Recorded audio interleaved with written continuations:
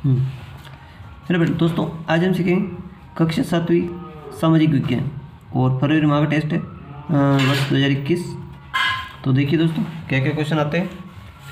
सबसे पहले इसमें देखा गया है कि ऐसा निम्नलिखित प्रश्न उत्तर दीजिए। ऐसा चित्र आपको देख रहा है, जो ये समताप मंडल, शोभ मंडल, और इस चित्र नीचे को क्वेश्चन दिए गए, तो उनके आंसर अपनों को देना है। प्रश्न है पहला, ऊपर दिए गए चित्र के आधार पर निम्नलिखित प्रश्न उत्तर दीजिए। तो इसमें अब यहाँ ओजोन परत है और मध्यमंडल, आयन परत, और इन सब के आधार पर अपनों को आंसर के प्रश्न उत्तर देना है। तो देखिए क्या क्या आंसर हो सकते हैं। पहला क्वेश्चन आपके सामने है, देखिए ओजोन परत का फैलाव किस ऊंचाई तक है। तो इसका आंसर लिखना आपको 50 किलोमीटर तक। कितना आंसर होगा? 50 किलोमीटर तक। ठीक है। दूसरा है, हवाई जहाज किस परत तक जा सकते हैं? ओजोन परत, ओजोन परत। ठीक है। और बादल, वर्षा और तूफान आदि की घटनाएं किस परत में घटित होती है? तो क्षोभ मंडल में। दूसरा है, वायु दाब को प्रभावित करने वाले कारक कौन कौन से हैं, है ना। तो वायुमंडलीय दाब को प्रभावित करने वाले कारक एक तो तापमान है, समुद्र ऊंचाई है, और जलवाष्प। ठीक है, आदि। अगला है, जल समीर थल समीर में क्या अंतर है। तो दोस्तों, जल समीर थल समीर वाले पेज नंबर आप 57 पे देखिए, पेज नंबर 57 पे, यानी कितने पेज पे देखेंगे आप? पेज 57। पेज 57 में पूरा आपको जल समीर थल समीर का उत्तर मिल जाएगा। बुक में आपके दिया हुआ है, मैं आपको बुक में बता देता हूँ, और बुक से आप किताब से लिख लें, इतना टाइम वेस्टेज नहीं करना पड़ेगा।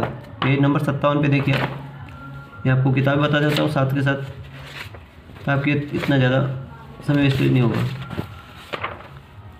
जल समीर और थल समीर है ना, देखिए। अपनी किताब साथ में रखिए। तो साथ ही सामाजिक विज्ञान किताब में देखिए, पेज नंबर 57 पे देखना अपनों को। पेज नंबर ये 57 आपके लगे हुए हैं, पेज नंबर 57 है। तो इसके ऊपर लिख रखा है, देखो अपनी 7वीं किताब में लिख रखा, ये जल समीर है और ये थल समीर है। तो यहाँ जल समीर के यहाँ से लिखना शुरू करें, और जल समीर के यहीं से लिखना शुरू करें, और कहाँ तक का आएगा? ये यहाँ तक, ये जल समीर। ठीक है, इतना यहाँ तक लिख दें। फिर थल समीर यहाँ से शुरू करें, और इस थल समीर को यहाँ तक लिख दें। जितना इसमें जगह हो लिख दें। ये तो 2-2 लाइन लिख दें, कोई बात नहीं। सब नहीं आया तो 2-2 लाइन लिख दो भले। ठीक है, यहाँ तक ही लिख दें। जितना उसमें आ जाए उतना लिख दे, बारीक बारीक अक्षरों में। ठीक है, ज़्यादा परेशान होने की जरूरत नहीं है। अगला, जितना इसमें आ जाए उतना लिख दें, आधा आधा करके। प्रश्न नंबर 2 देखिए, विधानसभा संबंधित जानकारी भरना आपको। देखो, विधानसभा कार्यकाल कितना वर्ष का होता है? 5 वर्ष का। ठीक है। विधानसभा के सदस्य को क्या कहते हैं? विधायक कहते हैं। विधानसभा सदस्य बनने की न्यूनतम आयु 25 वर्ष। मध्य प्रदेश विधानसभा सदस्यों की संख्या 230। और मध्य प्रदेश विधानसभा भवन किस शहर में? तो भोपाल शहर में। ठीक है, ये इसमें से लिखते हैं। अगला देखिए, देखो विधानसभा सदस्य हेतु क्या क्या अर्हताएँ होना आवश्यक है। तो विधानसभा सदस्य हेतु निम्नलिखित अर्हताएँ आवश्यक है। नंबर 1, भारत का नागरिक हो, वह 25 वर्ष की आयु पूर्ण कर चुका हो। ठीक है, वह किसी सरकारी लाभ के पद पर न हो, और वह पागल या दिवालिया घोषित न हो।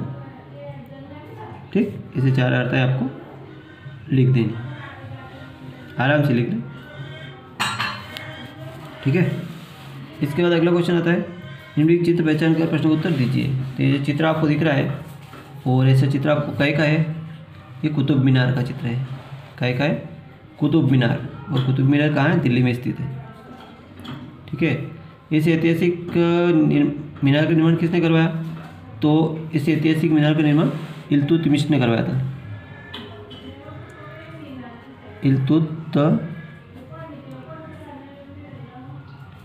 इल्तुतमिश ने करवाया था। ठीक है, इल्तुतमिश ने करवाया था, वह किस वंश का सुल्तान था।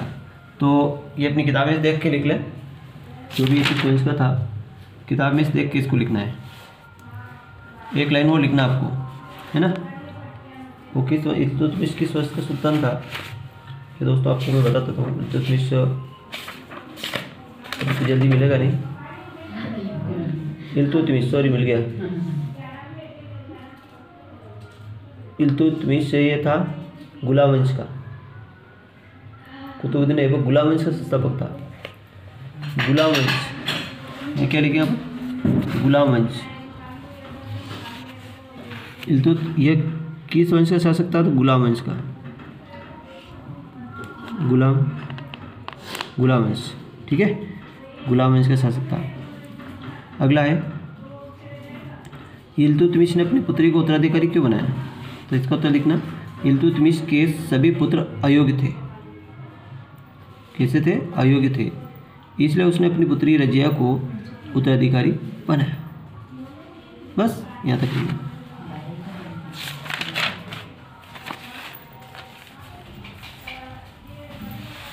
अगला क्वेश्चन देखिए,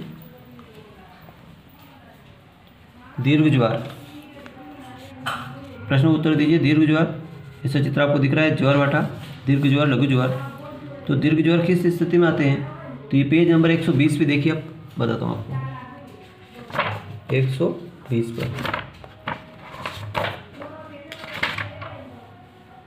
पेज नंबर 120 पर। तो क्या प्रश्न है आपका, दीर्घ ज्वार किस स्थिति में आते हैं, तो दीर्घ ज्वार आते हैं दोस्तों पूर्णिमा, अमावस्या और पूर्णिमा के दिन आते हैं दीर्घ ज्वार आते हैं। ये अपना 120 पेज है और इस पेज पे लिख रखा है, दीर्घ ज्वार अमावस्या या पूर्णिमा के दिन आते हैं, या तो यहाँ लिखना है, दीर्घ ज्वार अमावस्या और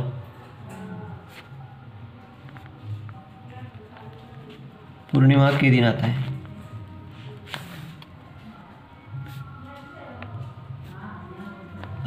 ठीक है। और अगला है, दीर्घ ज्वार किन किन तिथियों में को आता है, दीर्घ ज्वार। तो दीर्घ ज्वार जो आता है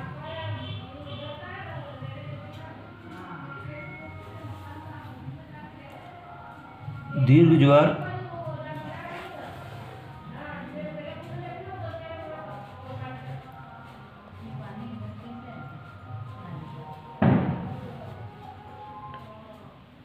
लघु ज्वार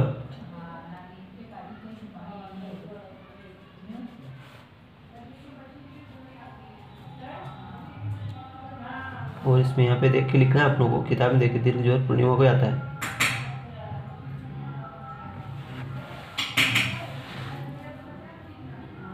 दीर्घ ज्वार तो पूर्णिमा को किस स्थिति में आता है और किन किन तिथियों को आता है।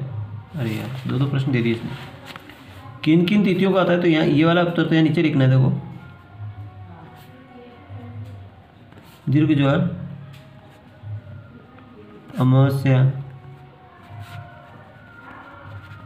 पूर्णिमा के दिन आता है, यह लिखना है।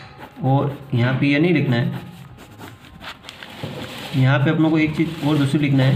देखो, इसके लिए अपनों को यहाँ किताब से लिखना है, यहाँ से, जिस दिन सूर्य, पृथ्वी तथा चंद्रमा एक सरल रेखा में होते हैं। बस यहाँ से ये लिखना है। देखो और लिखता हूँ,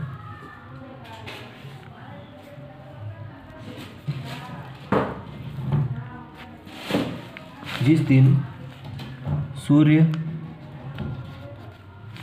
पृथ्वी तथा चंद्रमा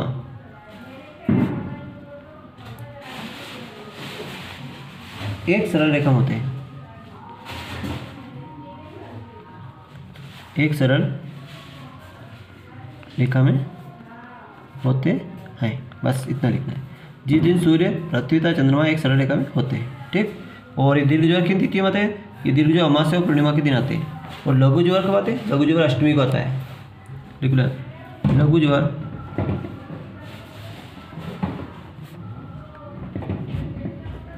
अष्टमी को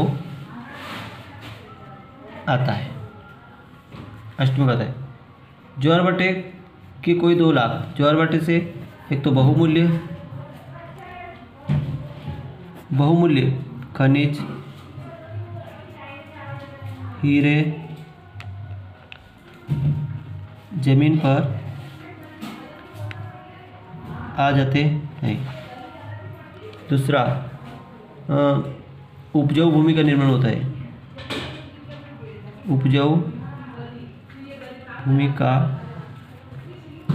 निर्माण होता है, उपजाऊ भूमि का निर्माण होता है। ठीक, ये दो लाभ अपना लिख देना है। अगला है, दिए गए चित्र के जल चक्र का वर्णन कीजिए। जल चक्र वाला प्रश्न कौन सा है? जल चक्र वाला प्रश्न है, और ये जल चक्र वाला किताब में देख के इसका वर्णन आपको लिखना है। और निम्नलिखित प्रश्न आपको आता है। देखो अगला देखिए, प्रश्न नंबर 6 देखिए, उच्च सदन। तो उच्च सदन वाला अपन देखेंगे। देखिए उच्च सदन क्या है? राज्यसभा।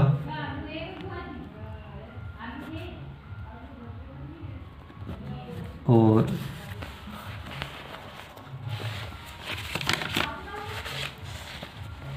उच्च सदन के बाद फिर आता है निम्न सदन। और निम्न सदन क्या होता है? निम्न सदन लोकसभा कार्यकाल 5 वर्ष का, और राज्यसभा कार्यकाल 6 वर्ष का। और लोकसभा सदस्य की संख्या कितनी होती है? लोकसभा की 552। राज्यसभा की राज्यसभा सदस्य संख्या, राज्यसभा की तो कम होती है। राज्यसभा के सदस्यों की संख्या बताता हूँ आपको, 230 ही होती है। लोकसभा और लोकसभा सदस्य की आयु 25 वर्ष, और राज्यसभा सदस्य की आयु, एक मिनट मैं आपको सब बता देता हूँ।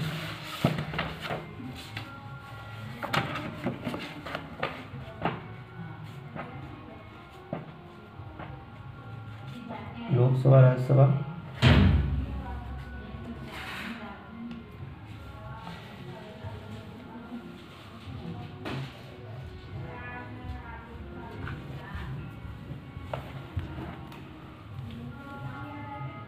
विधानसभा कार्यकाल,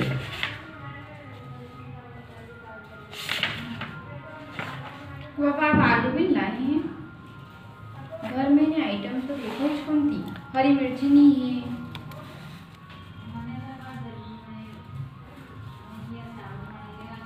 लोकसभा है तो निर्धारित सदस्यों की संख्या, लोकसभा सदस्यों की संख्या, लोकसभा